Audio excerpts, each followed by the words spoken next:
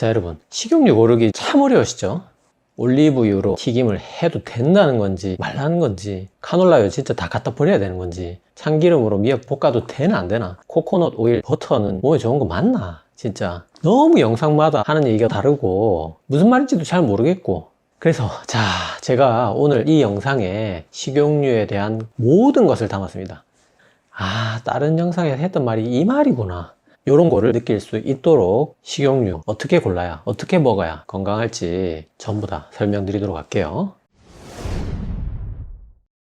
네, 안녕하세요. 운동한 내과의사 닥터입니다. 자, 튀김에 안전한 식용유는 뭘까요? 바로 정답 말씀드릴게요.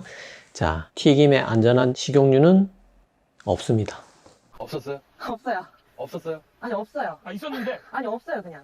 자, 왜냐, 식용유를 가지고 튀김을 만든다는 거는 고기를 가지고 태우는 거랑 똑같습니다. 그 나오는 것도 똑같고 그 건강에 미치는 영향도 똑같아요. 완전히 똑같습니다. 뭘로 튀기든 일단 튀기고 나면 무조건 발암물질 다 생성됩니다. 그래서 튀김에 어떤 식용유가 안전하냐, 이거는 어떤 담배가 안전하냐, 어떤 술이 안전하냐, 이걸 물어보는 거랑 똑같은 겁니다. 그래서 자, 식용유를 가지고 요리를 할 때 우선순위를 1, 2, 3, 4, 5단계로 제가 오늘 설명을 드릴 거예요. 그래서 식용유를 가지고 어떤 걸 골라야, 어떻게 요리해야 안전하냐. 자, 튀김을 안 먹는 게 가장 중요합니다.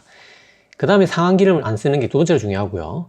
그 다음에 요리를 한다면 온도는 낮게, 시간을 짧게 만드는 게 다음으로 중요합니다. 그다음에 포화지방을 덜 쓰고 동물성을 피하고 경화유를 피하는 게 그 다음 중요하고, 우리가 여러 유튜브에서 뭐 발연점이 어떻고 압착유가 어떻고 정제유가 어떻고 하는 거는 가장 덜 중요하다는 거죠. 이거도 안 중요한 건 아닙니다. 이게 중요하지만 이거보다 훨씬 더 중요한 게 많고, 일십, 백천, 만배 중요하다는 거죠.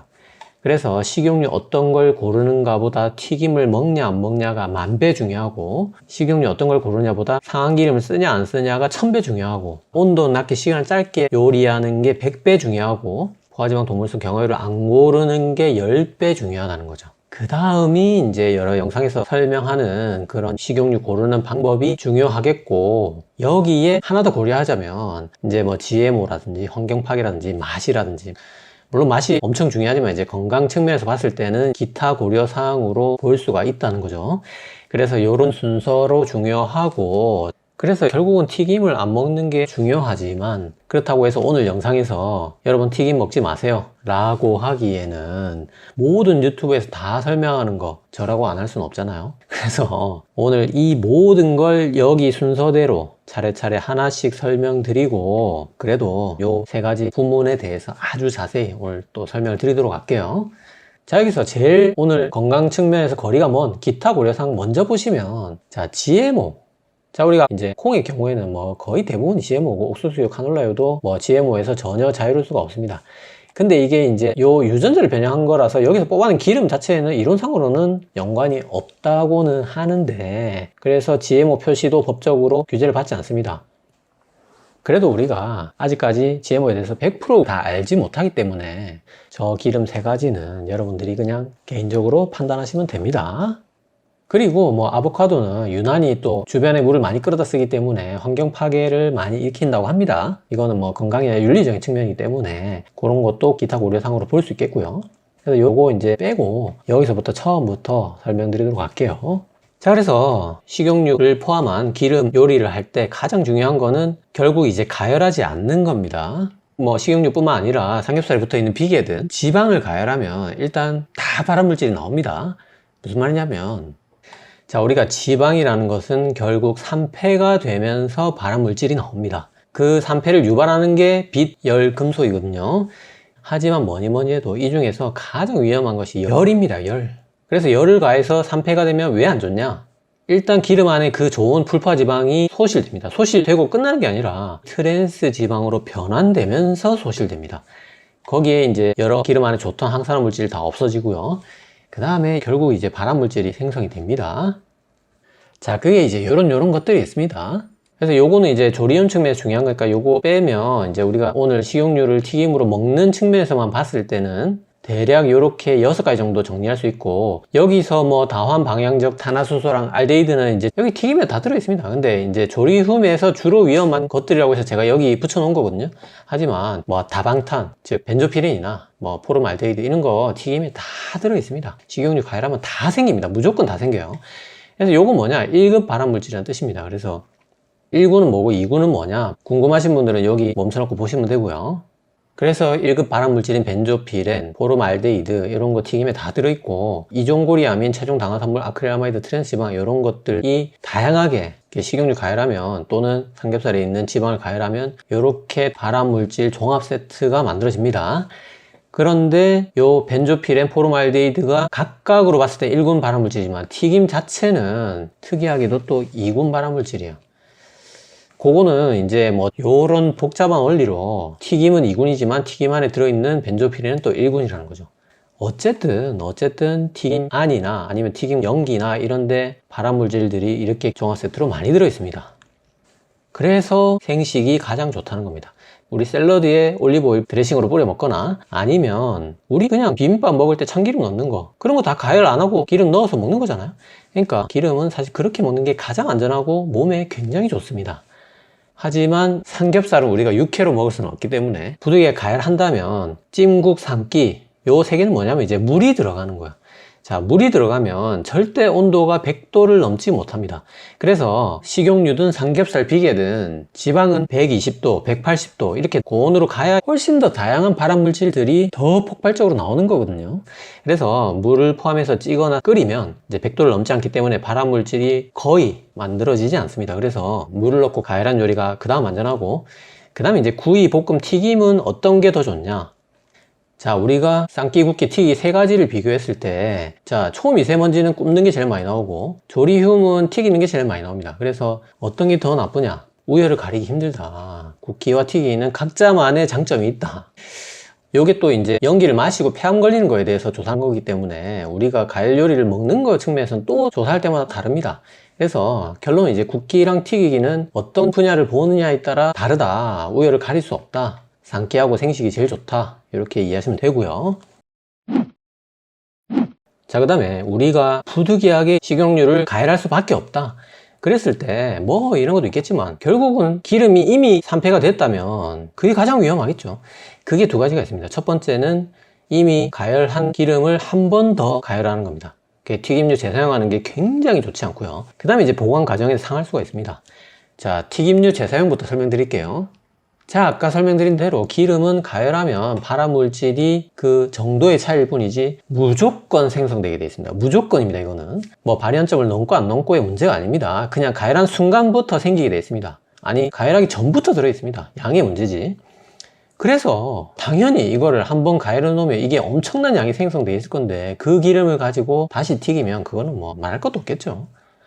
그래서 이 재사용한 기름이 뭐 죽상동맥경화 고혈압도 일으키고 암을 일으키는 건 너무나 당연하고요. 자, 그래서 이 논문을 보시면 재가열한 식용유의 안 좋은 점을 연구한 논문을 정리해 놓은 거거든요. 자, 이게 지금 논문이 아니고 이거 하나하나가 지금 논문입니다. 자, 쭉쭉쭉쭉 계속 나오죠. 자, 여기까지가 재가열한 식용유가 얼마나 안 좋은지 연구한 논문들의 목록이고요. 자, 저기서 논문 딱 하나만 보도록 하겠습니다. 자, 2016년에 동물 실험인데 새기름, 그 다음에 한 번만 가열했던 기름, 그 다음에 3번을 재가열한 기름, 이렇게 3개로 나눠서 쥐 10마리에게 4주 동안 0.1mm, 0.2mm 이렇게 총 6가지 경우의 수로 먹였어요. 그렇게 보니까 당연히 이제 뭐 산패된 정도는 3번 가열한 게 가장 높고, 이건 뭐 당연한 거고요. 자, 쥐의 체중을 보니까, 자, 3번 가열한 기름은 가열만 하고 용량 똑같이 먹였는데도 체중도 더 많이 늘었고요. 자, 가장 충격적인 게 대장암의 씨앗이라는 대장 용종을, 쥐 대장을 보니까 새기름은 용종이 하나도 없었고, 한 번 가열했던 기름은 10마리에서 총 용종 3개 정도 나왔는데, 자, 3번 가열했던 기름은 용종이 막 3개, 2개, 4개 엄청나게 나왔죠. 와, 저 진짜 이거 보고 충격받았는데, 자, 어떻게 기름을 고작 4주 먹였는데 이럴 수가 있는지. 그 다음에 심지어 3번째 가열한 식용유가 혈당이고 콜레스테롤이고 압도적으로 더 많이 올랐다는 거죠. 그래서 3번 재가열한 기름은 대장암의 씨앗이고 당뇨 고지혈증의 씨앗이다. 이렇게 보면 되겠습니다. 자, 그래서 집에서 뭐 우리가 한번 튀겼던 기름을 가지고 그 다음날까지 보관했다 또 튀기고 뭐 이럴 일은 잘 없긴 하겠지만, 그 한 번 전 부치고 튀겨내는 그 안에서도 이제 처음 튀겨낸 거가 제일 안전하고 두 번, 세 번째 튀길수록 점점 안전하지 않다는 면이 하나가 있고요. 그 다음에 우리가 결국은 이제 치킨집, 튀김집 이런 데서 그날 쓴 기름은 그날 다 버린다고 정말 믿어 의심치 않지만, 또 일부 매장에서는 그 다음날 안 쓴다는 보장이 없잖아요. 자, 그런 불편한 지실이 있을 거고, 자, 우리가 심지어 치킨을, 튀김을 전혀 안 먹는다고 하더라도, 자, 중국집에서 짜장 짬뽕을 만들 때, 이건 절대 다 그렇다는 얘기는 아닙니다. 탕수육을 튀긴 그 기름을 가지고 짜장 짬뽕을 만든다고 합니다. 자, 그래서 식약처에서 벤조피렌을 조사하던 한 조사관이 짜장면 짬뽕에서 벤조피렌이 너무 많이 나와서 이게 왜 이렇게 많이 나오지 했는데, 알고 보니까 그게 탕수육을 튀긴 기름으로 짜장을 볶는다는 걸 알게 됐다는 거죠. 자, 그런 얘기를 하시더라고요. 자, 우리가 벤조피렌 식약처에 조사를 들어가고 하면서 이런 방식들이 많이 줄었다고는 해요. 심지어 이게 마이야르 반응이라고 해서 튀김을 만들면은 그 튀김 맛이 기름에 뱄니다. 그러면서 이게 맛있어지는 거거든요. 근데 이 마이야르 반응이라는 게 결국 맛있어지는 과정이자 발암 물질이 생성되는 과정입니다. 그래서 항상 등가교환이죠. 우리가 맛있는 건 다 몸에 안 좋습니다. 그래서 탕수육을 한번 튀긴 기름으로 짜장을 볶아야 더 맛있다는 거죠. 그리고 치킨도 실제로 3, 40마리째 튀긴 치킨이 가장 맛있다고 합니다. 그래서 뭐 몇십 마리까지만 치킨을 튀겨서 팔겠습니다, 이런 마케팅도 나오고 하는 건데, 사실은 두 번째 튀길 때부터 급격히 산패된다는 거죠. 자, 그런 불편 지실이 있습니다. 그래서 이런 이유로 튀김류를 재사용하는 것이 요 안에서는 가장 안 좋고요, 가장 중요하고, 그 다음에 이제 보관도 굉장히 중요합니다. 자, 요거를 설명하기 위해서 이제 식용유의 어떤 전반적인 내용에 대해서 좀 자세히 설명드리고, 이제 요 보관부터는 사전 지식을 좀 가지고 다시 보도록 하겠습니다.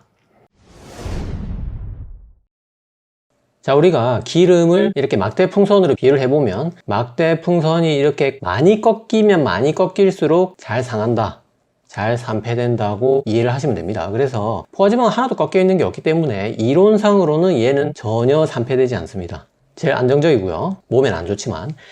그 다음에 이제 오메가9는 꼭 그런 거 아니지만 대부분은 이렇게 한 번 정도밖에 안 꺾여 있어요.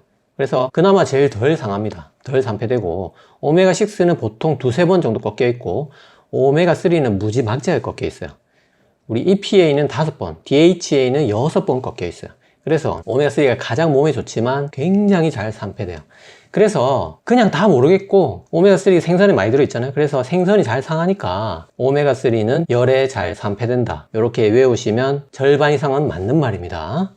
그래서 또 건강에 좋은 기름은 어떤 순서냐? 자, 포화지방이 안정적이긴 하지만 굉장히 몸에 좋지 않습니다. 그리고 오메가3, 오메가9이 가장 좋다고 제가 설명드린 바가 있거든요. 그래서 다 정리하면 오메가9은 몸에도 상당히 좋은 편이고 산패에도 굉장히 잘 견딥니다. 오메가6는 산패도 꽤 되는 편이고, 이건 건강에 사실 좋은 거지만 오메가3보다 너무 많이 먹으면 해로울 수가 있습니다. 오메가3는 몸에 가장 좋지만 산패도 가장 잘 되면서 트랜스 지방으로 심지어 변합니다. 근데 포화지방은 이론상으로는 산패가 없지만 우리가 포화지방만으로 이루어진 기름은 없거든요. 굉장히 고도로 정제된 MCT올 이런 게 아니라면, 심지어 포화지방 그 많다는 버터를 먹어도 불포화지방이 이만큼이나 돼요. 이건 안 상해도 이게 상한다는 거죠. 그래서 산패가 다른 애들보다는 적게 되지만 안 되는 건 아니라는 거. 그래서 그런 기름들은 이제 산패는 적지만 포화지방 자체가 몸에 안 좋습니다. 포화지방이 몸에 안 좋다, 이거는 가정이 아니라 실제거든요. 그래서 자, 대략적으로 이게 뭐 여러 가지 본인의 어떤 건강 상태나 본인의 현재 먹고 있는 식습관 형태에 따라 다 다를 수 있겠지만, 아주 일반적으로 그냥 오늘 영상을 이해하기 위해서 정말 간단하게 그냥 개념적으로 이렇게 일단은 그냥 외우고 오늘 설명을 들으시면 된다는 거예요. 자, 이거는 분명히 꼭 그런 건 아닙니다. 그래서 자, 아까 잠시 봤듯이 여러 식용유의 오메가3, 6, 9, 그 다음 포화지방 조성을 보면, 자, 이 오메가3 제일 잘 상한다고 했잖아요. 그래서 여기 보시면 지금 들기름, 아마씨유 이런 거는 엄청 상하겠죠, 이런 거는. 대신에 몸에는 좋겠죠. 근데 요게 제일 잘 상하고 그 다음이죠. 그래서 뭐 포도씨유, 해바라기씨유 이런 애들은 뭐 오메가3는 거의 없지만 분명히 오메가6도 산패가 꽤 잘 되는 편이고, 또 이제 몸에 좋은 오메가3나 9이 많지 않기 때문에 사실 그런 이유로 여러 영상들에서 권하지 않는 거예요. 그 다음에 뭐 옥수수유, 콩기름, 참기름 순으로 이제 점점 오메가9이 올라가기 시작하고, 오메가3도 살짝 많아졌다 적어졌다 하죠. 그러면서 이제 아보카도, 올리브유로 가면 오메가9이 대부분입니다.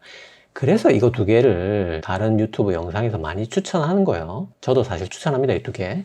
자, 그 다음에 이제 라드, 돼지기름, 소기름, 뭐 팜유, 버터, 코코넛유로 가면 이제 포화지방이 급격히 많아집니다.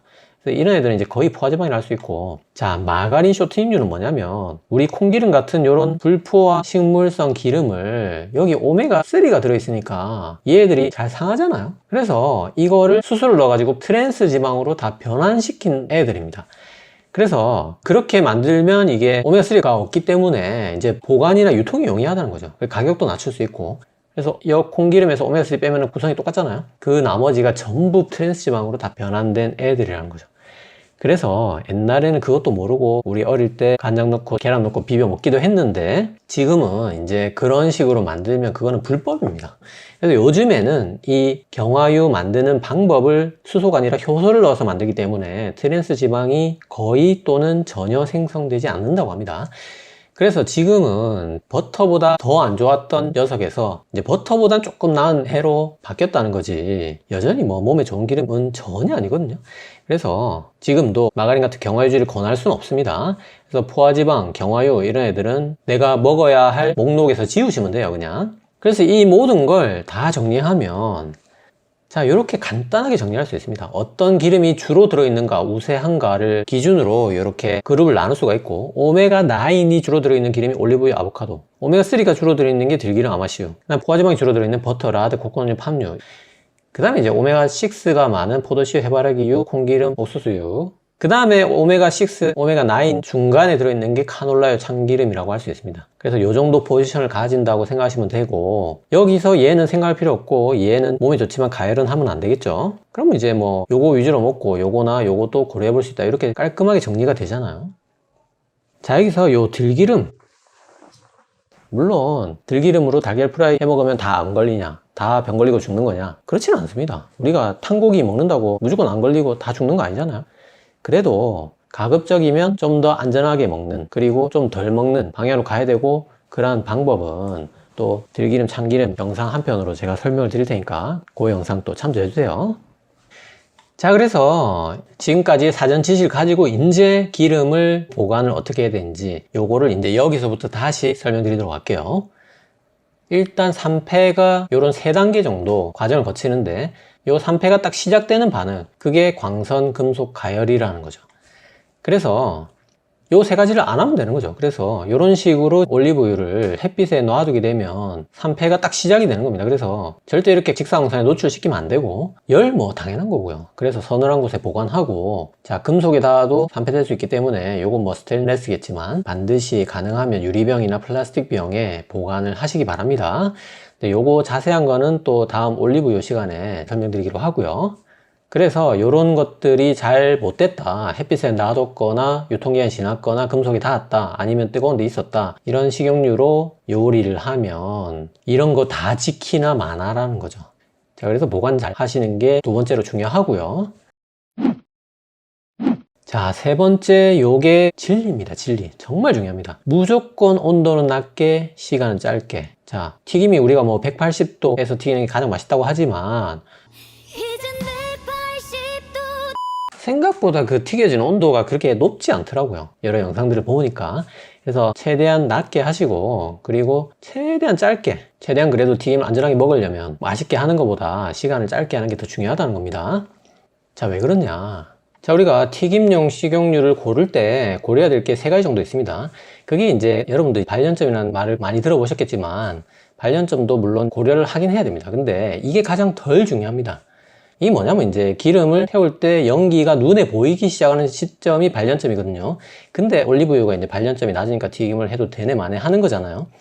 근데 발연점 전에도 이미 30도, 60도부터 발암물질이 생성됩니다. 생성되고 발연점이 넘어가면 이제 눈에 보일 정도로 발암물질이 나온다, 이 뜻이거든요. 그래서 발연점이 중요하지만 다른 것보다 중요하지 않다, 이게 굉장히 주관적인 면이 있기 때문에, 그 다음에 이제 사실 이게 훨씬 더 중요합니다. 아까 말한 대로 그 안에 불파지방이 얼마나 들었냐, 한 번 꺾인 거, 두 번 꺾인 거, 세 번 꺾인 게 얼마나 많냐. 그래서 아까 말한 대로 불파지방, 그 안에서도 오메가3 비율이 중요하다는 거죠. 그래서 오메가3에 거의 안 들어있는 올리브유는 사실 발연점과 상관없이 굉장히 안정적이라는 거죠. 산패가 잘 안 일어난다는 겁니다, 다른 식용유에 비해서. 자, 그 다음에 산화적 안정성이라고 써요. 이게 뭐냐면 우리 아까 산화가 딱 시작돼서 무지막지하게 연쇄적으로 반응이 일어나는 그 사이 시간을 재는 겁니다. 그래서 산패가 쭉 일어나다가 폭발적으로 일어나는 그 지점까지 시간을 재서 여기에 길면은 산화적으로 안정하다고 이렇게 보는 건데, 그 산화적 안정성이 어떤 기름을 가지고 튀기더라도 180도에서 가열을 하더라도 시간이 지나면 이렇게 뚝뚝 다 떨어지는 거고요. 그 다음에 아무리 잘 견디는 애들도 온도를 높이면 결국은 뚝뚝 다 떨어진다는 거죠. 자, 여기 180도가 튀김 온도잖아요. 거기서부터는 다 떨어진다는 거죠. 그래서 발련점이고 뭐고 어떤 식용유도 온도나 시간 앞에는 장사가 없다는 거죠. 그래서 온도는 낮게 시간 짧게가 기름 가열 요리에서 가장 중요하다는 겁니다. 그래서 결국 어떻게 보면 발련점보다 훨씬 더 중요한 게 그 안에 오메가3가 많이 들어있냐 적게 들어있냐, 그 다음에 얼마나 높게 가열하냐, 그 다음에 얼마나 오랫동안 가열하냐, 요 세 개가 훨씬 더 중요하다는 거죠. 자, 그 다음에 이거는 요 주제는 지금 요 내용과 전혀 무관한 내용입니다. 지금 뭐냐면 요거는 이제 식물성 식용유, 그러니까 불포화 지방을 어떻게 하면 건강하게 먹을 수 있을까인데, 이거는 불포화 지방이 아닌 포화 지방 얘기를 하는 거거든요. 그래서 불포화 지방은 산패가 되기 쉽지만 포화 지방은 그 자체로 몸에 안 좋기 때문에 이런 것들은 산패에 안정적이라 할지라도 몸에 안 좋다는 거죠. 그래서 요거를 덜 먹는 게 그 다음으로 중요하다는 겁니다. 자, 그래서 여기 2021년 중국 논문이지만 특이하게 이제 미국인을 대상으로 한 논문입니다. 자, 요거는 미국인 대상입니다. 그래서 무려 57만 명을 코호트 연구로 16년간 관찰을 했어요. 그러니까 요 정도면 이제 굉장히 신뢰할 만하겠죠. 그 안에서 이제 13만 명이 사망했고, 그래서 버터를 주로 먹는 사람, 마가린, 옥수수, 카놀라, 올리브 이렇게 5그룹으로 나눠서 소비량을 측정해서 그 정도를 봤더니 당연히 이제 예상대로 버터하고 마가린 먹는 분들이 총 사망률이 가장 높았고 심혈관 사망률도 가장 높았어요. 근데 옥수수유냐 카놀라유냐 올리브유냐는 별로 그렇게 차이가 크지 않았습니다. 0.99, 98, 97 순서였고, 물론 이제 심혈관 사망률에서 올리브유가 굉장히 의미있게 줄기는 했는데, 요게 이제 심혈관에서 이렇게 나왔다는 거는 반대로 암 사망률에서는 이 올리브유가 마가린이나 버터급이더라고요. 그래서 이게 뭐 심혈관 사망이 굉장히 많은 미국인에서는 올리브유가 의미가 있겠지만, 우리나라는 심혈관 사망이 굉장히 적고 암 사망이 많은 나라인데 올리브유가 뭐 이 두 식용유보다 물론 더 좋겠지만 반드시 엄청나게 더 우월하다 이렇게 볼 수 있을까 싶기는 합니다. 어쨌든 확실한 거는 식용유 중에 뭘 고르느냐보다 버터, 마가린을 안 쓰는 게 더 중요하다. 물론 여기서 요 마가린은 옛날 그 트랜스지방 많은 마가린이겠죠. 그 다음에 이거는 이제 먹는 건 아니고 조리흉, 그러니까 매연을 쐬었을 때 폐암이 걸리는 걸 봤을 때 주로 식물성 기름을 요리한 사람보다 돼지 기름으로 요리한 사람의 폐암이 2배가 더 많이 생겼어요. 그러니까 포화지방, 동물성, 뭐 경화유 이런 것들은 애초에 논란거리 없이 쓰시면 안 됩니다. 자, 그래서 10배 중요한 거, 100배 중요한 거, 1000배, 10,000배 중요한 것까지 다 봤고, 이제 요 식용유 종류 중에 뭘 골라야 되냐. 사실 이게 가장 덜 중요하지만 그래도 1도 안 중요한 건 아니고 1의 중요함을 가지고 있기 때문에 요거에 대해서 또 굉장히 자세히 설명드리도록 할게요. 자, 오메가3 비율. 자, 지금껏 설명드렸죠. 오메가3가 건강에는 가장 좋지만 산패도 가장 잘 되기 때문에 오메가3가 무지막지하게 들어있는 아마시오 들기름으로는 절대 여러분 가열하시면 안 됩니다. 자, 이것뿐만 아니고 여기서 뭐 콩기름, 참기름, 카놀라유 이런 애들도 오메가3가 제법 들어있기 때문에 이런 애들도 산패가 잘 됩니다. 자, 실제로 2013년 일본에서 들기름, 카놀라, 콩기름, 현미유, 해바라기유를 가열을 해보니까 2급 발암물질인 아크릴레인 농도가 오메가3와 정확하게 비례해서 올라가더라. 들기름이 엄청나게 아크릴레인이 생성되더라. 이런 논문이 있었고요. 자, 그 다음에 기름이 크게 이제 생산 방식에 따라서 압착유냐 정제유냐로 나눌 수 있습니다. 그래서 정말 웬만하면 압착유를 드시는 게 건강에 이롭습니다. 자, 요거에 대해서 식용유 생산 과정 자세히 설명드릴게요. 자, 식용유가 일단은 그 유래 어디서 뽑아내느냐에 따라서 종자유, 씨앗에서 뽑은 거, 그 다음에 과육류, 과육에서 뽑은 거, 그 다음에 동물성을 이렇게 크게 세 가지로 나눌 수가 있고, 사실 이 씨앗을 눌러서 기름을 뽑기가 쉽지 않기 때문에 대부분은 이제 화학 처리를 하는 정제유가 대부분입니다. 하지만 여기도 압착유가 없는 건 아닙니다. 참기름, 들기름 같은 거는 우리가 실제로 그냥 방앗간에서 화학 처리 안 하고 볶아서 뽑아내기도 하잖아요.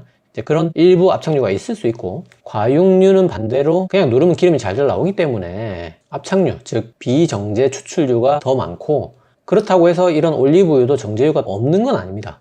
일부 정제유가 또 있을 수 있습니다. 얘들도. 그 다음에 이제 뭐 동물성이 있을 수 있고요. 그래서 요 화학 처리를 하는 정제유는 어떤 식으로 만드느냐. 자, 이제부터 정제유 생산 과정을 보시면, 자, 요게 콩기름이고 요게 해바라기유입니다. 그래서 요 과정이 똑같습니다. 보시면, 자, 콩을 처음에 가공 분리를 합니다. 요런 6단계를 거쳐서. 그러면 이제 콩이 이제 기름을 뽑을 수 있는 덩어리가 되겠죠. 거기서 이제 기름 성분만 화학적으로 뽑아내야 되는데, 그런 화학 물질을 유기용매라고 합니다. 자, 이 유기용매에는 대부분 핵산이 있습니다. 자, 그래서 이 핵산은 우리가 당연히 먹으면 안 되기 때문에 기름을 뽑은 다음에 이 핵산을 또 제거를 해야 됩니다.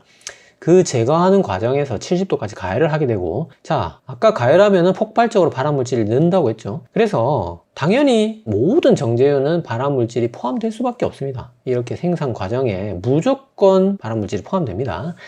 그 다음에 이제 탈검이라는 걸 하는데, 이제 이런 글리세롤 같은 거 뽑아내기 위해서 또 물을 넣고, 그 다음에 이제 탈산, 이제 산도를 낮춰야 되니까 가성소다나 수산나트륨 이런 강연기를 또 넣을 수가 있고요. 그럼 비누 성분이 빠지게 되고, 탈색하면서 활성탄이 들어가게 되고요. 탈납도 해야 됩니다. 납도 빼내야 됩니다. 그래서 규조토가 또 들어가고, 탈취, 이까지 이제 먹을 수 없기 때문에 악취를 빼내기 위해서 고온 스팀으로 또 가열을 합니다. 그러니까 또 발암물질 생기는 거고요. 이런 여러 과정을 거치면서 유기용매도 빼고 강산, 강연기도 빼고 발암물질 냄새나 색깔이나 이런 거 다 빼내고 나면 이제 정말 기름 성분만 남는 겁니다. 그래서 그게 바로 정제유가 되는데, 당연히 발암물질이나 여러 안 좋은 물질들을 뺀다고 빼내지만 소량이라도 남아있을 수밖에 없다는 거죠. 그래서 이런 정제유의 단점은 발암물질이 이미 만들 때부터 생성이 되어 있다는 거죠. 거의 제거는 되긴 하지만 어쨌든 100% 제거는 할 수는 없습니다. 그 다음에 기름 성분만 쭉 빼내기 때문에 우리가 기본적으로 올리브유나 참기름에 들어있는 그런 좋은 항산 물질들도 다 날아가 버린다는 거죠. 다 제거가 되고 순수한 기름만 남게 되는 거고요. 그래서 이런 불순물들이 다 제거가 됐기 때문에 발연점은 굉장히 높을 수 있지만 산화적 안정성이 낮을 수 있습니다. 당연히 이런 항산 물질이 제거되기 때문에. 자, 그래서 우리가 여러 가지 기름을 가열한 실험을 봤을 때 전혀 가열하지 않은, 처음부터 시작도 안 했는데 새로 사온 기름에 이미 트랜스 지방이 이렇게 조금씩 다 들어있다는 거죠. 심지어 포도씨유에는 이미 새로 산 기름의 1%가 트랜스 지방으로 들어있다는 거죠. 그 이유가 이런 포도씨유나 뭐 이런 애들은 이런 정제 과정을 거치면서 이미 발암물질이나 트랜스 지방이 다 생긴다 이 말입니다. 그래서 어쨌든 정제유는 순수하게 걸렀다고는 하지만 발암물질이 조금 들어있을 수 있기 때문에 발연점은 높더라도 산화적 안정성이 낮을 수 있고, 압착유는 여러 가지 불순물들이 많이 들어있어서 발연점이 낮을 수 있지만 산화적 안정성은 오히려 높을 수도 있다는 거죠. 이거는 뭐 기름에 따라 천차만별이겠지만 어쨌든 그럴 수도 있다는 겁니다. 그런데 그러면 이런 압착유들은 다 좋은 거냐? 이거는 무조건 발암물질이 1도 없는 거냐? 자, 비정제 추출유도 화학적으로 정제 안 하고 비정제 추출했다고 해서 다 똑같은 게 아니라 또 3가지 방식으로 나뉜다는 거죠. 그래서 우리가 참기름, 들기름을 우리 전통시장에 가면 이렇게 열을 가해서 들들 볶아가지고 기름을 뽑아내는 방앗간을 볼 수가 있는데, 거기 막 참깨 볶는 냄새, 들깨 볶는 냄새, 고소해 보이는 참기름 그 맛있겠다 이렇게 생각 들잖아요. 그 맛있겠다 생각이 들면 들수록 그거는 벤조피렌 덩어리라는 겁니다. 그래서 다행히 자, 참기름, 들기름을 제조하는 과정에서 우리 식약처가 아주 면밀히 조사를 해서 굉장히 감시를 엄격하게 하고 있습니다. 그래서 벤조피렌을 상당히 이미 낮춰놨기 때문에 우리나라는 벤조피렌을 굉장히 다른 나라에 비해 적게 먹고 있습니다. 이런 식약처의 노력이 있는 거죠. 어쨌든 요거는 또 참기름, 들기름 시간에 자세히 설명드리려고 하고요. 자, 그래서 압착유가 정제유보다 웬만하면 건강이 더 좋습니다. 이거는 정말 많은 식용유의 상황에 따라 다를 수 있겠지만 일반적으로 그렇다는 거예요. 아까 그런 이유 때문에. 자, 그 다음에 식용유 고르는 법 마지막으로 이제 가장 여러분들이 많이 들어보셨던 발연점에 대해서 좀 자세히 설명드리도록 할게요. 자, 발연점의 문제에서 가장 논란이 되는 거는 엑스트라 버진 올리브유가 발연점이 튀김 온도 180도보다 낮기 때문에 튀김을 만들면 안 된다. 요게 이제 가장 오래된 떡밥이잖아요. 근데 보시면 180도를 튀김 온도라고 봤을 때 올리브유가 딱 걸려 있어요. 딱 걸려 있기 때문에 이런 논란이 이제 생긴다고 봅니다. 그런데 우리가 여기에 지금 제가 발연점을 다 정리해서 적어 놓은 거거든요. 보시면 엑스트라 버진 올리브유가 보통 180도 정도로 알려져 있거든요, 발연점이.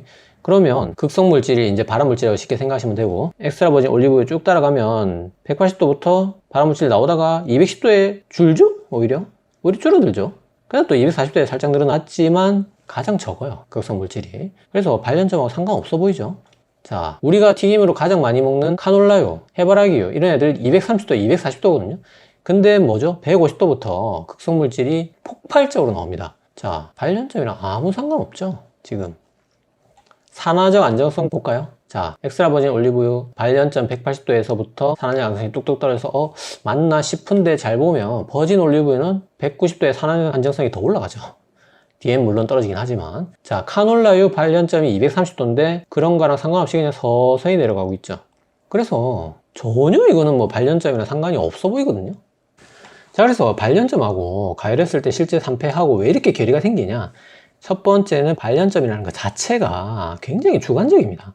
이건 뭐 물질을 측정하는 게 아니잖아요. 눈으로 그냥 연기 나나 안 나나 보는 거기 때문에 이게 그 올리브 오일의 산패 정도나 현장 조건이나 계절이나 품종이나 정제 여과 수준이나 지방산 조성에 따라서 화씨 70도까지 달라질 수 있다고 합니다. 자, 이러면 뭐 발연점 측정하는 게 의미가 있나 싶은데, 그리고 이제 기름을 팬에 얇게 바르는 거랑 또 완전히 풍덩 담근 거랑 발연점이 당연히 다르겠죠. 그래서 이거 자체가 산패를 측정하는 그 좋은 지표가 아니고요. 실제로 우리 유튜브 승우 아빠님께서 실험을 하신 거를 보면 시중에 파는 상당히 많은 엑스트라 버진 올리브를 모두 발연점을 측정해 봤을 때 180도에서 200도 넘는, 포도씨유는 사실 230도라고 알려져 있지만 205도에서 210도 정도로 측정되는, 그래서 우리가 알려진 거랑도 다를 수 있고 또 측정하는 상황에 따라 다 다를 수 있다는 거예요. 두 번째는 결국 산패에서 가장 중요한 거는 발연점도 있지만 아까 말한 대로 오메가3의 비율이 더 중요합니다. 근데 엑스트라 버진 올리브유는 오메가3가 적고 산화에 굉장히 안정적인 오메가9이 많다는 거죠. 자, 그런 면이 산패를 줄이는 이유가 될 수 있고, 그 다음에 올리브유에는 다음 시간에 설명드리겠지만 산패에 굉장히 강력히 저항하는 항산화 물질들, 올레오칸탈이나 올유로페인이나 이런 것들이 굉장히 풍부하게 많이 들어있다는 거죠. 그래서 이 자체로도 몸에 좋지만 그게 또 가열을 했을 때 산패를 막아주는 역할도 한다는 거죠. 그래서 이런 이유로 발연점과 아무 상관없이 지금 이런 결과들이 나오고 있다는 거예요. 그래서 참고로 이 그래프에서 카놀라유가 극성물질이 폭발적으로 늘어나는 요 근거를 들어서 카놀라유는 절대 먹으면 안 된다, 버려야 된다, 이런 영상들이 많던데, 근데 그 논문에 나와 있는 다른 그래프를 보시면, 자, 튀김온도 180도에서 카놀라유가 한 3시간까지는 중간 정도 되거든요, 식용유 중에서는. 근데 우리가 뭐 집에서 솔직히 뭐 3시간 이상 튀김 요리를 할 가능성이 그렇게 많지는 않잖아요. 산화적 안정성도 심지어 6시간을 가열해도 좋은 거 3등입니다. 3등 카놀라유가. 그래서 카놀라유가 뭐 좋은 기름이라고 할 수는 없겠지만 버려야 된다. 그럼 이거 다 버려야 되는 거예요. 엑스트라 버진 올리브유, 뭐 아보카도, 이거 다 버려야 됩니다. 그래서 카놀라유가 반드시 쓰레기통에 버려야 될 그런 식용유로 볼 수는 없습니다. 어차피 튀기면 다 똑같습니다. 물론 이 논문도 사실 우리가 실제로 요리한 환경을 구현한 것도 아니고, 그리고 우리가 실제로 이걸 먹고 암이 생기나 안 생기나 관찰을 한 게 아니기 때문에 결국 이걸 가지고 어떤 명확한 근거로 삼을 수는 없습니다. 우리가 예를 들어서 우리가 튀김할 때 기름만 넣고 튀기지는 않잖아요. 당연히 뭐 여러 가지 야채나 고기 이런데 단백질이나 지방, 수분 같은 것도 많이 들어있을 거고, 그리고 어떤 식용유도 시간과 온도 앞에 장사 없고요. 그리고 산패 측정하는 것도 여기서는 지금 총극성 화합물하고 산화 안정수 2개만 측정했지만 사실은 산패를 측정하는 방법이 이렇게 많습니다. 이렇게 많다는 것 자체가 명확한 기준이 없다는 거거든요. 그래서 이 그래프는 굉장히 좋은 논문은 맞지만 이것도 사실은 참고로만 봐야 된다는 거. 자, 알겠다. 그래, 튀김에 어떤 식용유도 안전하지 않다. 온도 앞에 장사 없고 시간 앞에 장사 없다. 그래, 튀김 안 먹을게. 그래, 알겠다. 알겠는데 튀김이 어떤 식용유 안전한데? 분명히 어떤 식용유도 튀김 앞에 안전하지 않습니다. 이 전제를 반드시 깔고, 하지만 누가 저한테 어떤 식용유가 튀김에 가장 안전한지 물어보면서 칼로 협박을 한다면, 꼭 골라야만 한다면, 자, 아보카도유는 아까 봤듯이 극성물질도 적게 생성되고 산화적 안정성도 엄청 높은 데다가 발연점도 무려 270도나 됩니다.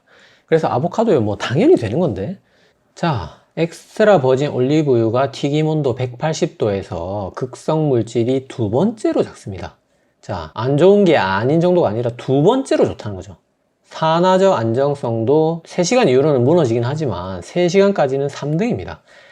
자, 그래서 엑스트라 버진 올리브유가 튀김에 써도 되는 정도가 아니고 써야 되는 정도입니다. 이런 말도 있더라고요. 엑스트라 버진 올리브유를 튀김에 쓰는 건 아까운 일이다. 자, 그 말은 무슨 말이냐면 삼겹살을 태우는 게 아깝냐, 한우를 태우는 게 아깝냐, 한우를 태우는 게 아깝다는 거죠. 그런 의미로 엑스트라 버진 올리브유를 튀김에 쓰면 아깝다는 말입니다. 돈이 아깝다는 게 아니라 너무 좋은 건데 버리고 먹는 게 안 좋다는 거죠. 하지만 그 안 좋은 정도가 다른 식용유에 비해서 덜하면 덜하지 안 될 건 전혀 없다는 거예요. 자, 그래서 아보카도유, 엑스트라 버진 올리브유 요 두 개 튀김에 괜찮고요. 하지만 요 두 개가 아깝다든지 비싸다든지 아니면 아보카도유나 엑스트라 버진 올리브유에 독특한 향이 있기 때문에 튀김에 아무런 향이 나지 않는 기름을 쓰기 원한다든지 이런 분들은 자, 요 1, 2등 빼고 그 다음 식용유를 골라달라 하시면 여기서 이제 코코넛유가 가장 안정적이긴 한데 이제 포화정이 너무 많기 때문에 이건 권할 수가 없으니까 요거 빼면은 이제 퓨어 올리브유 상당히 좋아 보입니다. 그다음에 여기 목록에는 없지만 옥수수유도 이제 카놀라유나 일본 콩기름에 비하면 산화적 양성이 상당히 좋거든요. 그래서 옥수수유도 뭐 나빠 보이진 않아요. 그런데 제가 이걸 조사하다 보니까 고올레산 콩기름이라는 게 있더라고요. 우리가 콩기름이라는 게 오메가3도 이렇게 엄청 들어있고 또 오메가9은 적기 때문에 요거를 GM으로 통해서 유전 조작을 통해서 오메가9을 엄청 늘려가지고 요 올리브유처럼 만들어 놓은 게 요 고올레산 대두유입니다. 그래서 이게 올레산 오메가9을 85%까지 함량을 늘렸다고 합니다. 그래서 검색을 해봤는데 소비자는 못 사더라고요, 아직. 무슨 호텔이나 외식이나 치킨집이나 이런데 납품을 하고 있다는데 요게 인기가 많아지면 가정용도 출시를 검토할 예정이라고 합니다. 그래서 이거는 명백하게 튀김의 안정적인 식용유가 맞죠. 이거는 뭐 아예 대놓고 그거를 만든 거니까. 하지만 아직까지 GMO라는 게 이론적으로는 문제가 없다고는 하지만 좀 꺼려진 면이 있고 소비자가 이거를 또 살 수가 없기 때문에 고민하다가 이제 3티어에 놓게 됐어요. 그래서 결론적으로 오늘 튀김용 식용유 총 정리하면 제일 좋은 거는 아보카도유입니다. 자, 이 아보카도유가 참 특이한 게 정제유도 발연점이 270도, 엑스트라 버진 아보카도유도 심지어 발연점이 250도가 넘어요. 비정제유가 참 특이하죠. 물론 이제 튀김에는 아보카도 향이 나면 안 된다 이런 분들은 또 정제 아보카도유 쓰시면 되거든요. 대신에 이제 환경 파괴나 뭐 가격 이런 것들이 좀 문제가 될 수 있습니다. 어쨌든 1티어가 맞고, 두 번째는 엑스트라 버진 올리브유가 튀김이 안 되는 게 아닌 정도가 아니라 두 번째로 좋다는 거. 세 번째는 아까 말씀드린 대로 고올레산 대두유가 사실은 이게 1등인데 GMO나 소비자가 살 수 없다는 그런 측면에서 제가 3티어로 놓았고, 퓨어 올리브유, 옥수수유 이런 애들도 뭐 나쁘지 않아 보입니다. 그래서 이런 애들로 튀기시면 되고, 사실은 계속 얘기하지만 얘를 튀기든 얘를 튀기든 어떤 것도 튀김 앞에서 안전하지 않습니다. 반대로 얘기하면 포도씨유, 카놀라유, 해바라기유, 콩기름 이런 애들도 어차피 뭐 걔들이 좀 더 나오나 덜 나오나 튀김 자체가 안 좋기 때문에 안 되는 건 아니에요. 반대로 절대 안 되는 기름은 있어요. 그게 바로 계속 누누이 말씀드리지만 들기름이라는 거죠. 물론 이제 들기름도 안전하게 먹는 법 제가 설명은 드릴 건데 그래도 가급적이면 들기름은 가열하지 말고 드시도록 하고요. 자, 그래서 식용유의 발연점, 산화적 안정성, 오메가3 비율 굉장히 어려운 내용 이것저것 다 설명드렸고 이해하기 어려웠을 텐데 오늘 제가 수십 번, 수백 번 강조한 거 식용유 총 결론입니다. 오늘 결론은 결국은 여러분 튀김 안 드시는 게 제일 좋습니다. 자, 튀김을 안 먹으면 오늘 말씀드렸던 어려운 내용 이해할 필요도 없고 고민할 필요도 없습니다. 실제로 그게 가장 건강하고 안 먹으면 좋은데 꼭 먹어야 된다 하면은 온도는 낮게 시간은 짧게, 자, 이 두 개가 그게 바로 인생의 진리지. 그래서 오늘 설명드렸던 내용 중에 제일 중요한 거 세 문장만 뽑아라 하면 요거 세 개가 되겠습니다. 자, 그래서 오늘 시간 식용유 전반에 대해서 굉장히 자세히 전부 다 설명드렸고 오늘도 세 줄작으로 마무리할게요.